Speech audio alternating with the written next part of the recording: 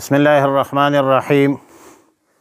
اعملوا آل داؤد شکرا، پارہ 22 سورہ سبا، رکوع 2 آیت نمبر 13۔ آیت مذکورہ میں فرمایا اعملوا آل داؤد شکرا۔ امام قرطبی رحمہ اللہ الباری شکر کے حقیقت بیان کرتے ہیں کہ اس بات کا اعتراف کرنا کہ اس نعمت کا منعم اللہ ہی ہے، اور پھر اللہ کے مرضی منشا اطاعت کے مطابق استعمال کرنا شکر ہے۔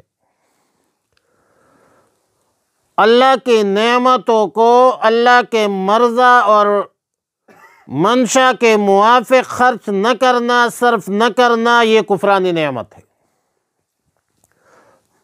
معلوم ہوتا ہے کہ جس طرح شکر زبان سے ادا ہوتی ہے، اس طرح عمل سے بھی ادا ہوتی ہے۔ ابو عبد الرحمن اسلمی فرماتے ہیں کہ نماز شکر ہے، روزہ شکر ہے، ہر نیک کام شکر ہے۔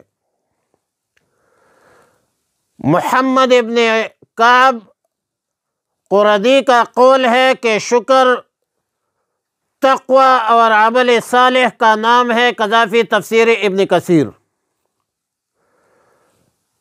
اور آیات مذکورہ میں مختصر جملہ یعنی اشکرونی کے بجائے اعملوا آل داؤد شکرا فرمایا۔ اس کا اشارہ ہے اس طرف کہ داؤد علیہ السلام سے مطلوب شکر عملی ہے، لہذا حضرت داؤد علیہ السلام اور آل داؤد نے قولاً فعلاً عملاً تعمیل کی، ہر وقت اللہ کی ذکر و فکر عبادت میں لگے رہتے تھے، خود بھی اہل و عیال بھی ہر وقت عبادت میں مصروف اور مشغول رہتے تھے۔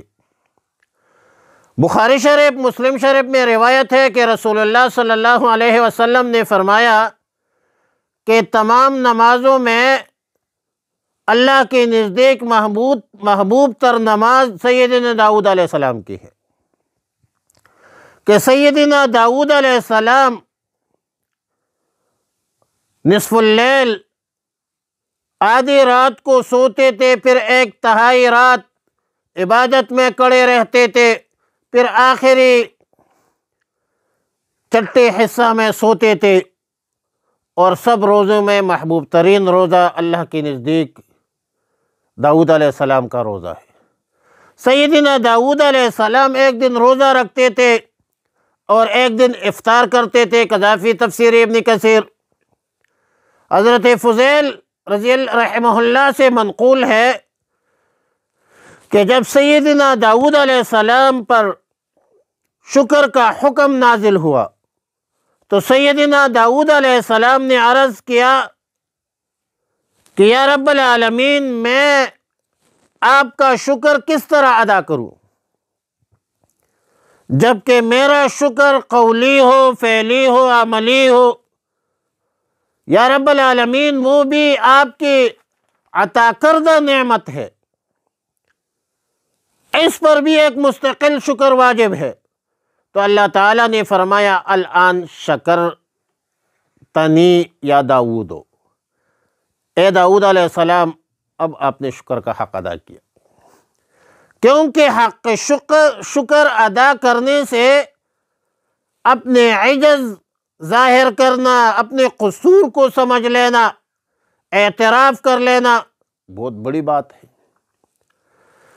امام ابو بکر جساس حضرت عطا ابن یسار رضی اللہ تعالی عنہ سے روایت نقل کرتے ہیں کہ جب آیات مذکورہ نازل ہوئی کہ اعملوا آل داؤد شکرا، تو رسول اللہ مبارک صلی اللہ علیہ وسلم منبر پر تشریف فرما ہوئی، آیات مذکورہ کی تلاوت فرمائی، اور پھر ارشاد فرمایا کہ 3 کام ایسے ہیں کہ جو شخص اس کو پورا کر لے تو جو فضیلت حضرت آل داؤد کو حاصل تھی، آیا آل داؤد کو عطا کی گئی تھی وہ اس کو بھی مل جائے گی۔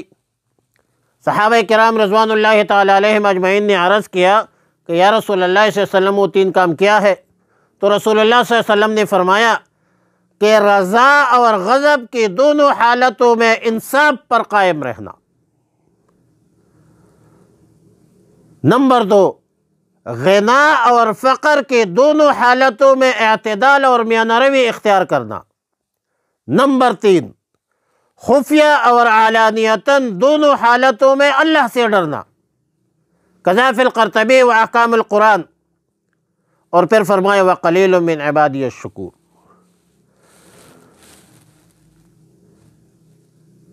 شکر کے حکم اور تاکید کے بعد اظہار ہے اس امر کا کہ میرے بندوں میں شکر گزار کم ہی ہوں گے، اور اس جملہ میں مومنین کے لیے تنبیہ بھی ہے، تحریض بھی ہے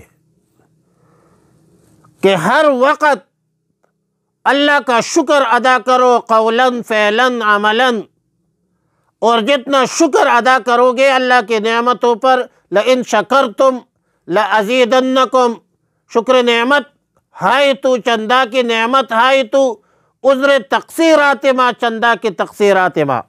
فرمایا اعملوا آل داؤد شکرا، اے آل داؤد شکر کرتے رہو، وقلیل اور توڑے ہیں من عبادی میرے بندوں میں سے، الشکور شکر گزار میرے بندوں میں۔ اور یقیناً ہم اللہ کی کتنی نعمتیں ہیں، اتنی نعمتیں ہیں، اتنی نعمتیں ہیں کہ وَإِن تَعُدُّوا نِعْمَةَ اللَّهِ لَا تُحْصُوهَا، آپ اللہ کی نعمتوں کو گن نہیں سکتے۔